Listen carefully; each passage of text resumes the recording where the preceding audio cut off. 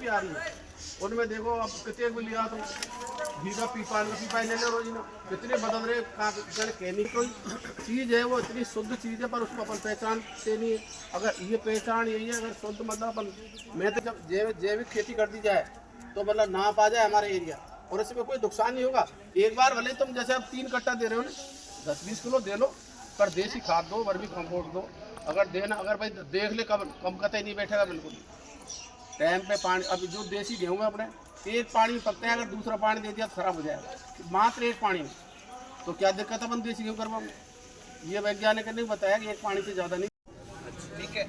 दूसरी शर्त ये है कि उनके पास जमीन भी हो, उसके बाद में वो डिसाइड कर दे कि मुझे तो छोटी सी चीज़ बताओ कि भाई मुझे तो हल लेना है, तो संबंधित अपने क्षेत्र के कृषि पर्यवेक्षक से संपर्क करेंगे, साहब मुझे तो ये फला यंत्र लेना है। अब आज संपर्क करने की जरूरत नहीं है, आज आप सीखे, हमने कह दिया कि आपको वो लेना है, हल लेना है, तो आपको तो आपकी ट्रैक्टर की आरसी और एक जमाबंदी, और छोटा किसान है तो लघु सीमांत, लेकिन एसटी में है तो लघु सीमांत की जरूरत नहीं है।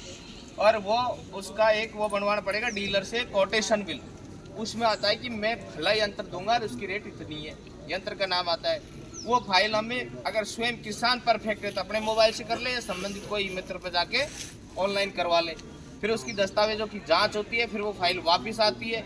फिर उसमें ये होता है कि आपने पहले 3 साल में अनुदान तो नहीं लिया, अगर 3 साल में ले लिया तो उनको नहीं मिलेगा, इसमें ये भी है। फिर आपको उसकी जांच होकर यहाँ से जांच चल जाती है कि पहले पूर्व में लाभान्वित नहीं है, फिर वहाँ से सैंक्शन आ जाती है, फिर आपसे कहते हैं भाई अब आप खरीद लो। आप सुनो, आप अपने हिसाब से जाएंगे, संबंधित दुकान पे जाएंगे, वहाँ से वो यंत्र लेके आएंगे, फिर हमसे। मेरा बच्चे का 8 महीने ट्रीटमेंट चला था हॉस्पिटल में, तो वहाँ मैंने उन अनुभवों को देखा, पेशेंट कैसे आ रहे हैं, किस चीज़ से आ रहे हैं, कौन से क्षेत्र से ज़्यादा आ रहे हैं। वो अधिकतर किसान या मरीज वो वहीं के थे जहाँ पर पेस्टिसाइड और रासायनिक खादों का अंधाधुंध प्रयोग कर रहे हैं, अंधाधुंध प्रयोग कर रहे हैं। डॉक्टर ने हमको क्लियर बोल दिया था कि आप बाहर का खाना नहीं खिलाएंगे, जब तक आपके बच्चे का ट्रीटमेंट चलेगा आप बाहर का खाना नहीं खिलाएंगे, पहली शर्त थी उनकी। हमने 8 महीने तक हमारा घर का खाना तैयार करके उसको दिया था, होटल से नहीं खिलाया। तो दूसरी चीज़ अब आता हूँ प्राकृतिक खेती पर। प्राकृतिक खेती है क्या है? बड़े बड़े किसान जानते तो सभी होंगे, लेकिन आज उत्पादन के लोभ में या लालच में सारी चीज़ों को नदारद कर देते हैं। प्राकृतिक खेती वो है जो प्रकृति ने हमको जो चीज़ें दी हैं, क्या दिए हमको? नीम है,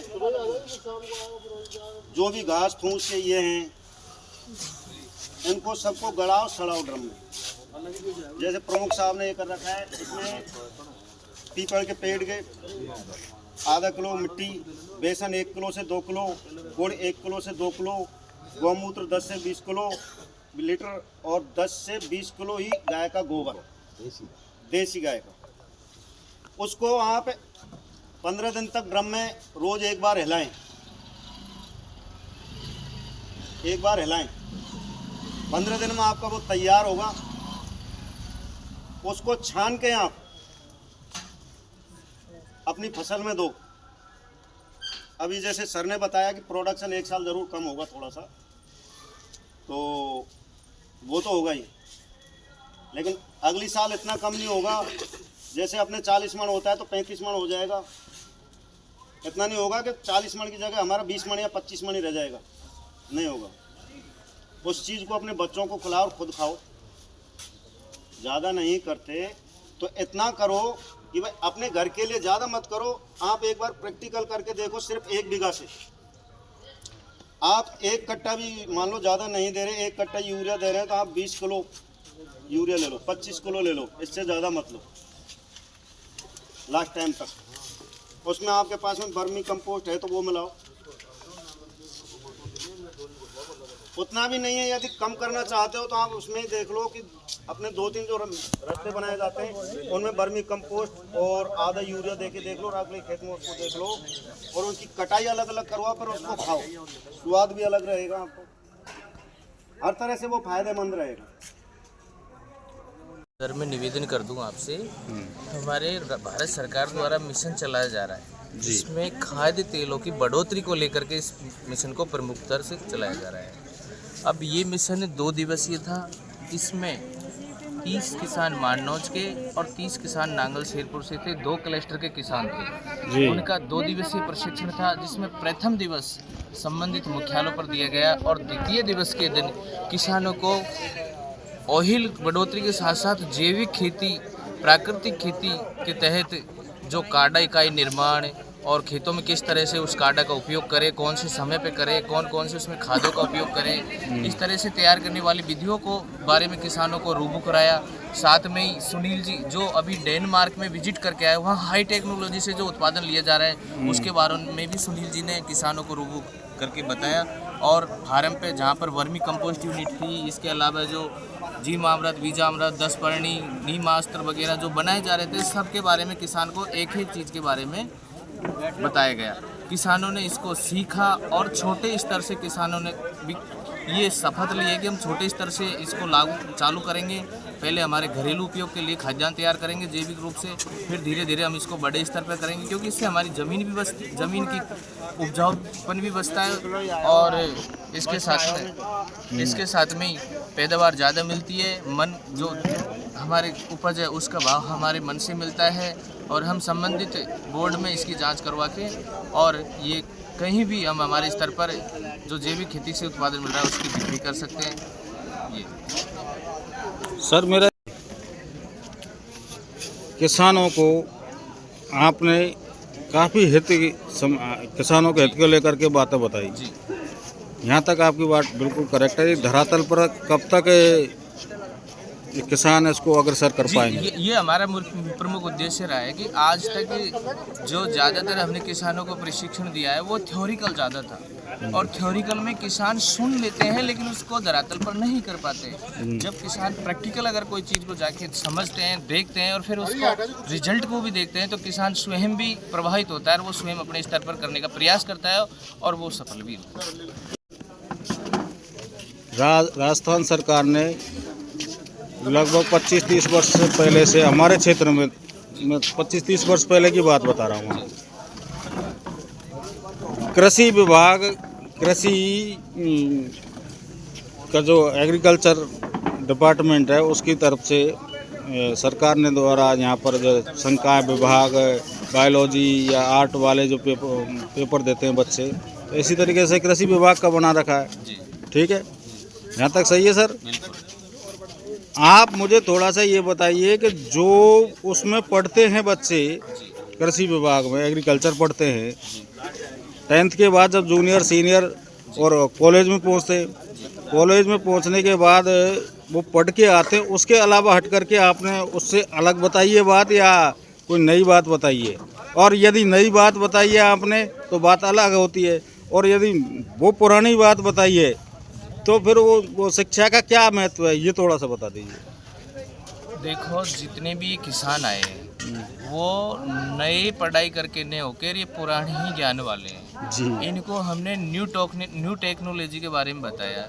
हालांकि जो पुरानी गतिविधि थी, जो पौराणिक समय से आ रही थी, प्राकृतिक रूप से जिनका उपयोग कर रहे थे, उन्हीं को परिवर्तित करके उन्हीं से तैयार करके जो खाद तैयार करी उनके बारे में बताया। अब जहाँ तक सवाल है नए बच्चे जो पढ़ रहे हैं जी, अब देखो, कृषि विभाग में हम एक बात और बताएं आपको, कृषि विभाग से जो एग्रीकल्चर में बच्चियां पढ़ती है उनको प्रोत्साहन राशि अलग से दी जाती है और बच्चों को अपने जो किसानों के बच्चे हैं वो अपने धरातल पर भी खेती कर रहे हैं और पढ़ाई में भी यही है उनकी खेती में। तो इसके पश्चात अब उनका तो कैरियर के हिसाब से देखो, जो वो फर्स्ट मतलब जूनियर, सीनियर, उसके बाद में वो BSc, जेट वगैरह, इनमें अलग अलग कई तरह के इसमें। नहीं, मेरा तो सीधा सवाल आपसे है कि जो कृषि विभाग द्वारा पढ़ाया जा रहा है जी, एक तो विभाग की बात करें तो वो तो अलग हो गया, लेकिन कृषि विद्यालयों में जो पढ़ाया जा रहा है बच्चों को जी, एक तो उसके तहत आपने कुछ बताया है या फिर आपके विभाग के तहत बताया है, अथवा उसमें पढ़ाया नहीं जा रहा हो उसके अलावा कोई बताया हो? जी सर, देखो हमने जो हमारे संयुक्त निषेधक महोदय है उनके निर्देशन में जो प्रशिक्षण रखा गया है, तो जो भारत सरकार की गाइडलाइन में जो इनको किसानों को इस योजना में बताना था उसके अनुरूप हमने ज़्यादा किसानों को बताया है।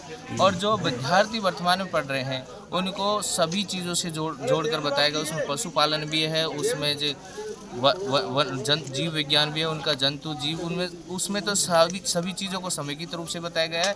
और हमारा इसमें ये प्रशिक्षण है, इसमें प्रमुख चीज़ थी वो जो ऑयल खाद्यान्न ऑयल है उनकी बढ़ोतरी एवं जैविक खेती और प्राकृतिक खेती, इसका मुख्य उद्देश्य रहा ये। ठीक है सर। कि जिनके पास 15 बिस्वा ज़मीन है जी और ये आपके डिपार्टमेंट संबंधित सवाल है, जी और 15 बिस्वा या 10 बिस्वा जिसके पास ज़मीन है उसको तारबंदी का पैसा कैसे मिल सकता है, ये बताइए आप। देखो, अगर एक किसान के पास 15 बिस्वा है, जिसको हम एयर में बात करें तो लगभग 20-21 एयर जमीन बनती है। यदि 5 बिस्वा हुई तो 15 बिस्वा 5 बिस्वा जो भी है, अगर 10 बिस्वा 5 बिस्वा अगर है, अगर एक किसान के एक जगह पर ऐसी जमीन है तो वो तारबंदी नहीं होगी। लेकिन उसका एक उपचार है, अगर हम कई किसान वो आपस में मिल जाए और वो जमीन का रकबा मिल करके आपस में अगर वो रकबा 40 बिस्वा पहुंच जाता है तो वो सब्सिडी मिलता है। तो मेरा आपसे निवेदन है कि सरकार के जो बड़े बड़े MLA MP जो होते हैं, जी जो सरकार चलाते हैं, जी, और वो लोग ही जब एक साथ नहीं मिल पाते हैं तो किसान एक जगह कैसे हो सकते नहीं, हैं? वो तोड़ा था ना पहले सरकार ने जो ये योजना चलाई थी, वो पहले 5 हेक्टर में थी। फिर उसको इस हिसाब से हम यहाँ से मतलब किसानों से जो ली गई राय उसके हिसाब से किसानों ने कहा कि बड़े स्तर पे हमारे ग्रुप नहीं बन पाते, फिर उसको तोड़ करके 1.5 हेक्टर पे लाए। उसके बाद में उसको तोड़कर अब आधा हेक्टर पे ले आए, मात्र 2 बीघा पे ले आए जी। अब 2 बीघा से कम पे आती है तो हर कोई किसान छोटी छोटी जगह पर कराए तो उसकी लागत कम ज़्यादा आएगी और जो तारबंदी होनी है वो कम होगी एरिया। टोडाभीम विधानसभा के अंदर आप उद्यान कृषि विभाग में उद्यान विभाग से तो हो गए? नहीं, कृषि विभाग से, स्पेशल कृषि विभाग से। विभाग। तो मेरा सीधा सवाल है आपसे, कृषि विभाग से ये तो ये 350 रुपये का यूरिया का कट्टा क्यों बिकता है सर? नहीं साहब, देखो, अगर कोई किसान जो संबंधित अधिकृत विक्रेता से खरीदता है, मतलब अगर किसान दूसरी जगह से खरीद रहा है तो वो तो किसान के ऊपर निर्भर करता है, लेकिन संबंधित अधिकृत विक्रेता से खरीद रहे हैं और जब अगर विक्रेता उससे ज़्यादा पैसे मांग रहे तो वो संबंधित विभाग में अपनी कंप्लेन दर्ज करवा के, और यदि वो हमारे कार्यालय में आए हम उनको उचित रेट पर दिलवाएंगे। लेकिन आजकल ये कर रखा है, जैसे हमारे क्षेत्र में जैसे यूरिया आ रहा है हम संबंधित एक कार्मिक की वहाँ ड्यूटी नियुक्त कर देते हैं, वो संबंधित पोस्ट मशीन उनके हाथ में होती है और उनके हिसाब से उनको यूरिया दिलवाया जाता है। तो इस हिसाब से कट्टा उनको उचित रेट 266 रुपये 50 पैसे में उपलब्ध करवाया जाता है। मेरा सवाल ये है सर, आपके यहाँ में यदि कल्पना करो मैं जी आपके खाद डिपार्टमेंट में जुड़ा हुआ हूँ जी और मैं खाद बीज का काम करता हूँ या कोई भी काम करता है, वो व्यक्ति PC लगाता है, जी PC लगाने के बाद उसको लाइसेंस मिल जाता है, 10-5 साल वो कार्य करता है। कार्य करने के उपरांत यदि उसका किसी कारणवश से वो लाइसेंस को रिन्यू नहीं करवा पाता है तो उसका लाइसेंस रद्द किया जाता है या नहीं किया जाता है? ये साहब ये खाद्य नियमों के तहत आता है। इस संदर्भ में आपको जानकारी संबंधित जॉइंट ऑफिस में ही मिल पाएगी जी। तो मेरा निवेदन ये है कि उसका लाइसेंस मेरे ख्याल से निरस्त कर दिया जाता है। हाँ, नियम अनुसार तो वो निरस्त होगा, क्योंकि जिन आधार पर वो लाइसेंस दिया जाता है, जिनकी डिग्रियों के आधार पर दिया जाता है, वही अगर मौजूद नहीं तो नहीं, ये तो स्थिति अब बनने लगी है 2-5 वर्ष से डिग्रियों वाली। तो पहले कोई डिग्री की आवश्यकता नहीं थी, खाद के लाइसेंस इसी प्रकार दिए जाते रहे हैं। लेकिन अब ये समस्या उत्पन्न हो गई है कि सबको डिग्री की आवश्यकता है, तब जा करके उसको लाइसेंस बनता है। और पहले बनने वालों का, बेचारों का, ऐसे लोगों का बहुत सौ का लाइसेंस निरस्त हो गया और निरस्त होने के बाद में फिर उन्होंने कहा कि ये तो नियमानुसार नहीं है। लेकिन सर मेरा सवाल ये है कि जब वहाँ नियमानुसार सही नहीं है तो यूरिया का कट्टा 300 और 360 रुपये, 350 रुपये, 320 रुपये या 290 रुपये बेचना कौन सा नियम का अनुसार है? ये देखो, मंत्री महोदय भी इस चीज़ को लेकर के बड़ी कड़ी कार्यवाही कर रहे हैं। और मैंने आपको अभी इस संदर्भ में नहीं तो निवेदन साहब किया। उस जगह उस समय तो मंत्री महोदय नहीं होते हैं, उस समय तो निरस्त करने में तो अधिकारी ही निरस्त कर देते हैं। मैं वो नहीं कह रहा हूँ, मतलब मैं तो जो अधिक दर पर विक्रय कर रहे हैं ना, उस संदर्भ में मंत्री महोदय भी कड़ी कार्यवाही कर रहे हैं और वो संबंधित विभाग को पाबंद कर रहे हैं। हर जगह वो थोड़ी जा सकते हैं। तो हमने भी हमारे जो श्रीमान संयुक्त निदेशक है वहाँ से भी टीम गठित है, संबंधित एरिया को लेकर के, संबंधित दुकानों को लेकर के, भाई इतना फील्ड इनके पास होगा, इतना इनका संबंधित, वो डिस्ट्रिक्ट लेवल पे और ब्लॉक स्तर पर भी टीम गठित की गई है। उस हिसाब से अब यूरिया का वितरण किया जा रहा है। किसानों की कि सरसों अब उत्पादन होगी, क्या रेट बिकेगी आपके आकलन से? लगभग 6,000, 7,000 या 8,000 या 5,000? इस संदर्भ में निवेदन कर दूं, ये हमारी जानकारी के अंदर नहीं है, लेकिन फिर भी आपको निवेदन कर दूं, सरसों के भाव मंडी में तेल की मात्रा देखकर ही रेट फिक्स किए जाते हैं। भाव आगे से निर्धारित होते हैं, फिर उसमें जो ऑयल कंटेंट है उसके आधार पर उसका कैलकुलेशन निकाल कर उसके भाव तैयार किए जाते हैं। ठीक है सर, लेकिन हमारा सवाल ये है कि जो बाहर से या अपने जो स्थानीय देश के जो जितनी भी कंपनियां हैं, बायो पावर है या ग्रीन वॉल्ट है या एनी बॉडी, कोई भी कंपनी है, अनेकों तरीके की कंपनियां चल रही हैं भारत में, तो ये बीज का विक्रय करती हैं। ये डीलर बनाती हैं, डीलर बना के रिटेलरों को बेच देती हैं, रिटेलर अपने स्तर से किसानों को विक्रय करते हैं। तो इसी प्रकार से जो कंपनी का जो बीज आता है उस समय, वो कंपनी का बीज 1.5 लाख रुपये कुंटल, 1,11,000 रुपये कुंटल या 1,20,000 रुपये कुंटल के हिसाब से मिलता है जी। मतलब कुल मिला के ये समझो आपके 1100, 1200 या 1,500 रुपये तक की थैली सरसों की किसान को दी जाती है। जी जी। तो क्या ये बिना कृषि विभाग के ये विक्रय कर सकते हैं इस तरीके से? नहीं, ऐसा कुछ नहीं। बिना कृषि विभाग के, बिना सर्टिफाइड के कोई बीज वितरण नहीं विक्रय नहीं होता, नहीं किया जा नहीं होता ना। मैं यही जानना चाह रहा हूँ कि जब बिना कृषि विभाग के ये विक्रय नहीं कर सकते तो इतना महंगा बीज किसान को क्यों उपलब्ध होता है? कैसा कृषि विभाग इस पर ध्यानाकर्षण क्यों नहीं कर पा रहा है? क्यों सरकार को ये बात के बारे में नहीं बता पा रहा है? इस संदर्भ में निवेदन कर दूं, ये हायर लेवल की बातें हैं जी, और इसमें मंत्री महोदय या उच्च अधिकारी लेवल की बात है। इस संदर्भ में हमें कोई निर्देश नहीं है और ये हमारे दायरे में नहीं आते हैं। दूसरा मामला ये है कि जैसे आपके कृषि विभाग से भी बीज उपलब्ध होता है जी, तो एक ग्राम पंचायत में मतलब हजारों किसान हैं और बीज की थैली आती है 100। जी। अब कैसे वितरित करेंगे? इस संदर्भ में तुम्हें, ये हमारे विषय का सवाल है। इसमें हाँ, हमारे जो श्रीमान संयुक्त निदेशक महोदय, उप सहायक निदेशक महोदय द्वारा जो हमें लक्ष्य आवंटित किए जाते हैं, उसके साथ में हमें एक निर्देशिका दी जाती है, गाइडलाइन दी जाती है, उसी के दायरे के हिसाब से हमको करना पड़ता है। अब हमारे 2 बीज होता है, एक तो मिनी किट होता है और एक प्रदर्शन होता है। मिनी किट का मतलब ये होता है कि जो क्षेत्र में गरीब किसान है और जिनको विगत वर्षों में लाभ नहीं मिला है, उनको ये मिनी किट दिया जाए। एक किसान को अगर मिल गया है तो 3 साल तक उससे वंचित रखा जाए, उसको मिनी किट न देखे, अन्य जो किसान जिनको लाभ नहीं मिला है उनको दिया जाए। ये तो मिनी किट हो गया। अब क्षेत्र में जो टारगेट जयपुर से अलॉट होते हैं उसका पंचायतवार अलॉटमेंट किया जाता है और उसके बाद में वो वितरण की जाती है जी। वो वितरण में कमेटी होती है जिसमें सरपंच महोदय होते हैं, एक वार्ड पंच होते हैं, संबंधित कृषि पर्यवेक्षक होते हैं। इनके द्वारा वो एक सूची तैयार की जाती है, 1.5 गुना सूची तैयार की जाती है, उसमें से प्राथमिकता के आधार पर बीज दिया जाता है। ये तो मिनी किट का बीज हो गया, ये निःशुल्क होता है। उसके अलावा होता है एक प्रदर्शन का बीज।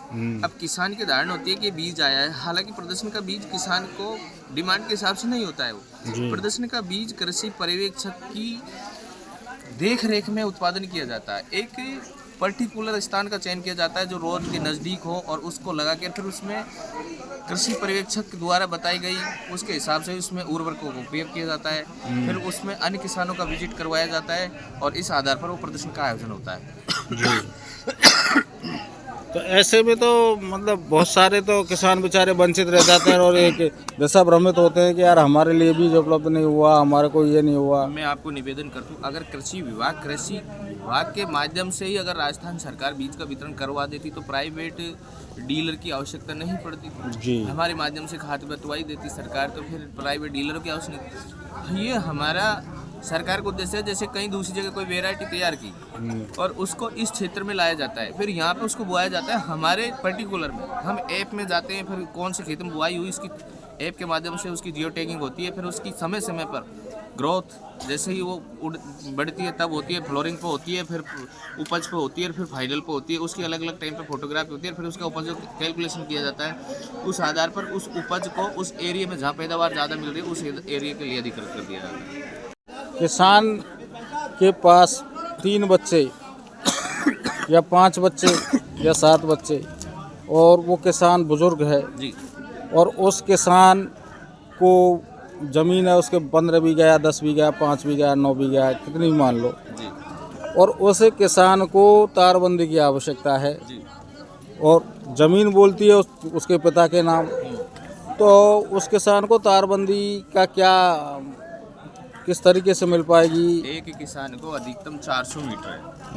अगर किसान एक्सपायर हो गया या किसान अपंग जा नहीं सकता, कुछ कर नहीं सकता, तो उनके बेटों के नाम जमीन नहीं है तो उनके नाम नौशनल शेयर बढ़ता है और उस नौशनल शेयर के आधार पर पर्टिकुलर बच्चे भी फाइल अलग अलग लगा सकते हैं और सबको 400 मीटर का अलग अलग अनुदान मिल सकता है। तो नौशनल जो आप बता रहे हो इसको क्या संबंधित तहसील में जाना के वहाँ आवेदन करना पड़ता है जी, फिर वहाँ से संबंधित पटवारी उसमें उनका जितना भी हिस्सा है वो एक नौशल शेयर के रूप में निकाल कर उस पर लिख देते हैं करके वो श्रीमान तहसीलदार से मार्क करवा के और वो हमारे पास पेश कर देते, उस आधार पर उनका आवेदन स्वीकार हो जाता है।